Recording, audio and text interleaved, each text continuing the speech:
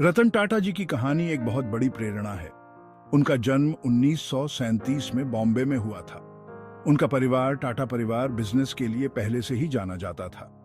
उनका बचपन हमेशा आसान नहीं था। जब वो छोटे थे तब उनके माता पिता अलग हो गए थे। इन सब के बावजूद उन्होंने स्कूल में बहुत अच्छा प्रदर्शन किया। उन्होंने बहुत ही प्रतिष्ठित संस्थानों में पढ़ाई की।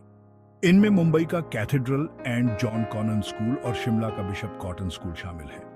बाद में वो आगे की पढ़ाई के लिए विदेश गए। रतन टाटा ने 1962 में कॉर्नेल यूनिवर्सिटी से ग्रेजुएशन किया। उसके बाद उन्होंने कुछ समय के लिए अमेरिका में काम किया, लेकिन उनका दिल हमेशा से भारत में ही था। वो टाटा ग्रुप ज्वाइन करने के लिए वापस आ गए। इस फैसले ने उनकी और भारत के भविष्य को बदलकर रख दिया।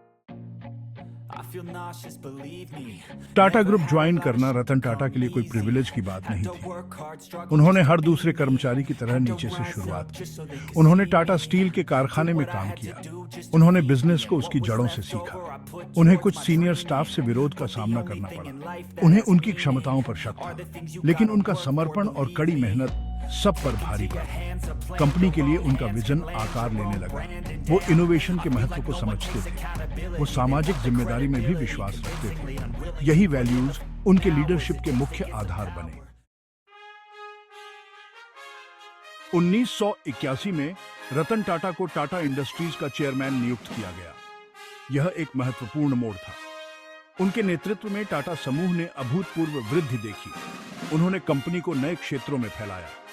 टाटा कंसल्टेंसी सर्विसेज यानी टीसीएस उनके मार्गदर्शन में बहुत आगे बढ़ी। उन्होंने ग्रुप को इंटरनेशनल ब्रांड्स को खरीदने के लिए भी प्रेरित किया।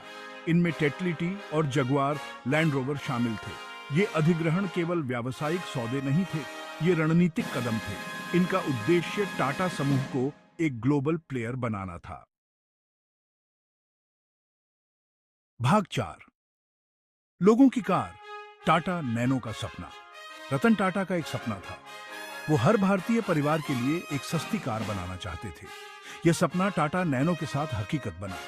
2008 में लॉन्च हुई नैनो एक क्रांति थी। ये दुनिया की सबसे सस्ती कार थी। नैनो इनोवेशन और अफोर्डेबिलिटी का प्रतीक थी। इसका उद्देश्य लाखों लोगों को सुरक्षित और भरोसेमंद ट्रांसपोर्टेशन प्रदान करना था। हालांकि नैनो को चुनौतियों का सामना करना पड़ा, लेकिन यह एक यादगार उपलब्धि बनी हुई है। इसने आम आदमी के प्रति रतन टाटा की प्रतिबद्धता को प्रदर्शित किया। भाग 5। बिजनेस से परे, एक सोने जैसा दिल। रतन टाटा केवल एक बिजनेसमैन नहीं है, वो एक समाजसेवी हैं। वो समाज को वापस देने में विश्वास रखते हैं। उनके मार्गदर्शन में टाटा ट्रस्टों ने बहुत ही बेहतरीन काम किया है। वे विभिन्न क्षेत्रों में काम करते हैं। इनमें स्वास्थ्य सेवा, शिक्षा और गरीबी उन्मूलन शामिल है। उन्होंने अपनी उदारता से कई लोगों को प्रेरित किया है। उन्होंने एक बार कहा था, पावर का मतलब है दूसरों के जीवन में बदलाव लाना। उनका जीवन इसी विश्वास का प्रमाण है। उन्होंने दिखाया है कि बिजनेस और करुणा साथ साथ चल सकते हैं। भाग 6। एक अमिट विरासत आने वाली पीढ़ियों के लिए प्रेरणा। रतन टाटा की कहानी हम सभी के लिए एक प्रेरणा है। वो नम्रता, दूरदर्शिता और सामाजिक जिम्मेदारी का प्रतीक है। उन्होंने दिखाया है कि कड़ी मेहनत और दृढ़ संकल्प से कुछ भी संभव है। उनकी विरासत टाटा समूह से कहीं आगे तक फैली हुई है। वो इच्छुक उद्यमियों और नेताओं के लिए एक रोल मॉडल है। वो हमें बड़े सपने देखना और उन सपनों को जुनून और उद्देश्य के साथ पूरा करने के लिए काम करना सिखाते हैं।